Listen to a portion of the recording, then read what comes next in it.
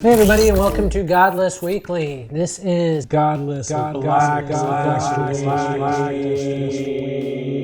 For those of you who don't know what that means, it means we're going to release a bunch of titles that are either previously unreleased because the other distribution platforms would not allow them on their platform, or they are abridged editions or director's cuts or uncensored versions of these titles. So when I was in high school, there was this protest at my high school for the teachers, and it was a way to get them like higher wages. Like everyone walked out, like including the students, to support the teachers. And this woman had come up to me from the like Annapolis Gazette, let's say, the Annapolis Capital, maybe it was called, the newspaper, the local shit rag there in Annapolis. And she was like, "Yeah, do you know why everyone's out here like protesting?" Because she sincerely didn't know.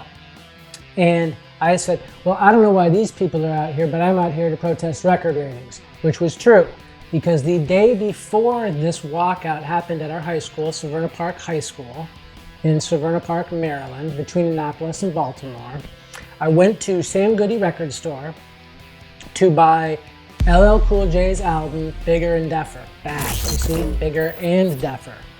And they wouldn't sell it to me, because I wasn't 18. So I couldn't buy Bigger and Deffer by LL Cool J.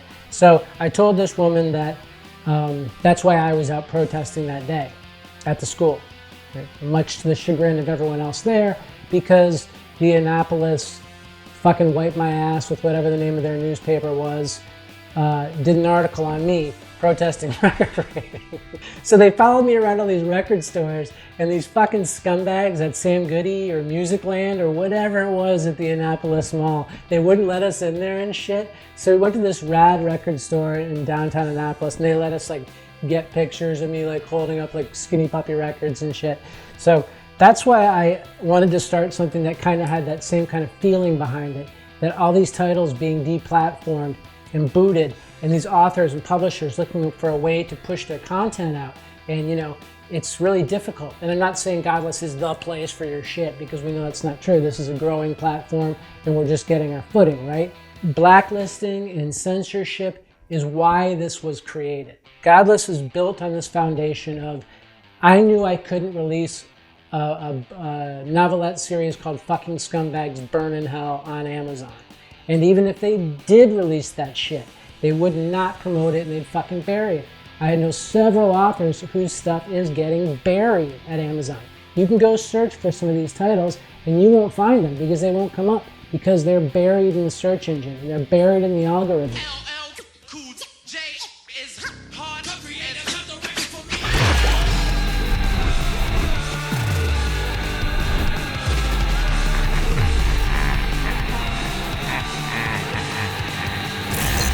Welcome again to Blacklist Week at Godless.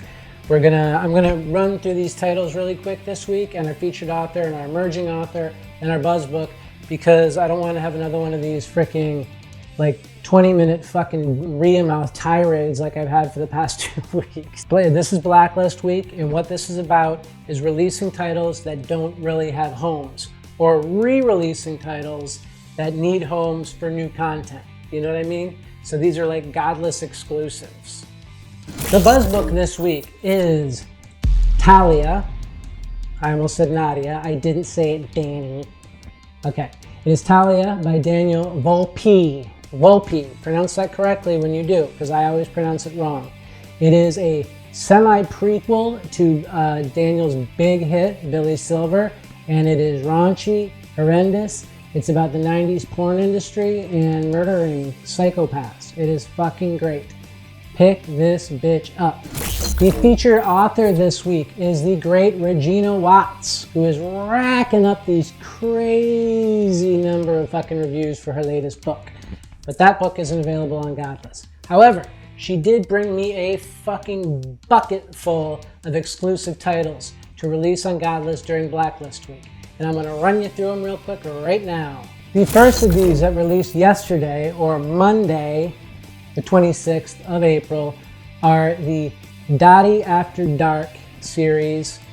She's releasing 2 titles. The first of these is called La Baptiste, and it is the first story in these Dottie After Dark titles. The second Dottie After Dark title is called A Fairy Tale, and it also came out yesterday in my time machine because I'm on Sunday recording this. Tuesday, the 27th of April, Regina and Godless are releasing The Witch's Eldritch Wingman.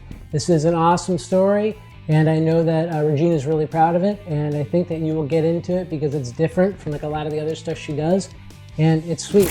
Tomorrow, Wednesday, the 28th of April, Regina will be releasing a story called Cleared Away. It is exclusive to Godless. It is about concentration camps, and it is fucking gnarly. It is awesome.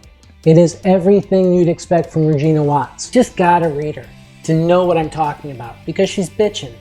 Because she's releasing 6 titles this week, and she is the inspiration for the Godless Blacklist. This Thursday, the 29th of April, Regina is releasing another book. It is called Fit to be Tied, Thai''D. It is a Dottie and Harold standalone, and it is another freaking awesome addition to her already just like mind-blowingly awesome releases this week. This Friday, the 30th of April, Regina is releasing the book Familiarity, the abridged edition. This is an epic book. This is a masterpiece book.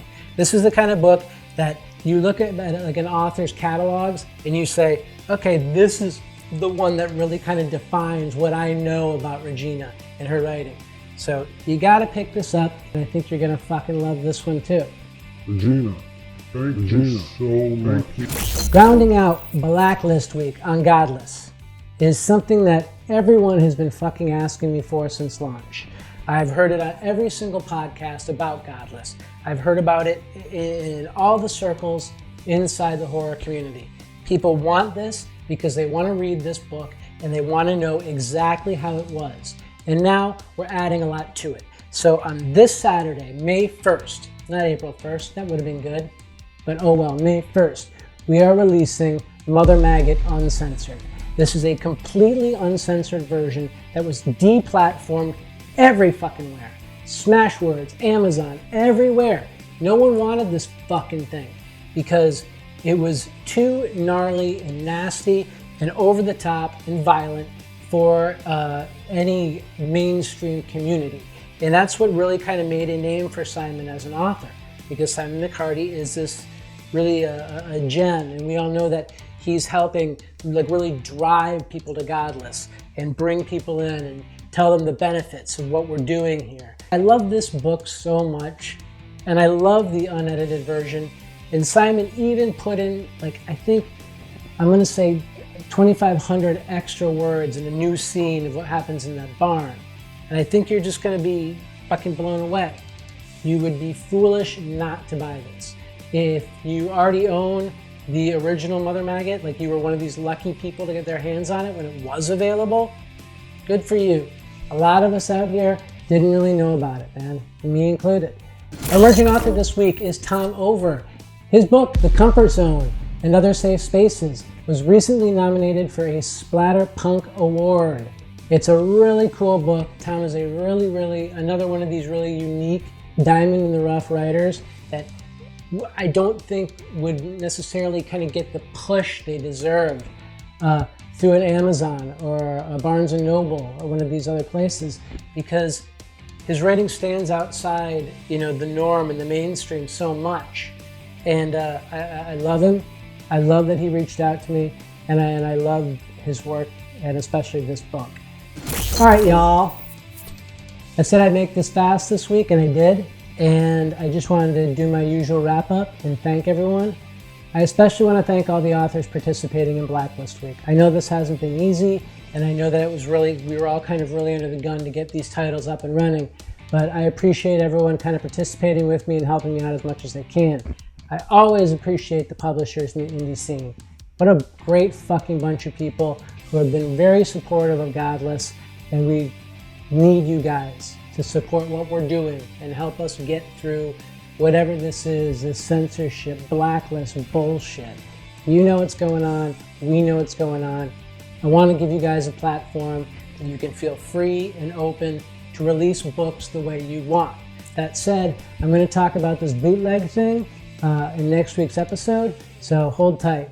Also wanted to thank the Hype Horde, of course, for freaking making everything awesome and really kicking ass and pushing books through that people normally wouldn't see and getting them visible to the fucking world. That's what this is about, man. Hype Horde.